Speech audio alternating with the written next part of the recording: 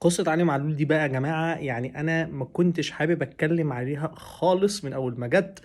كل البيجز وكل الناس نزلوا دعايات لعلي معلول وداعا علي معلول والقصة انتهت وكسبنا مش عارف ايه ولكن البطل مات والكلام الجميل ده كله، لأن أنا من أول يوم كنت مقتنع اقتناع تام إن إدارة الأهلي وكابتن محمود الخطيب ما ينفعش يعملوا في الأساطير كده، وعلي معلول أسطورة من أساطير النادي الأهلي اللي مش هتتكرر تاني. يعني من بعد ابو تريكه ما اظنش ان جمهور النادي يا جماعه حب لعيب بقدر الحب لعلي معلول، واظن ان قيد علي معلول وبقائه 6 شهور القادمين ده جه كقرار سياسي بسبب ضغط الجمهور على بقاء علي معلول.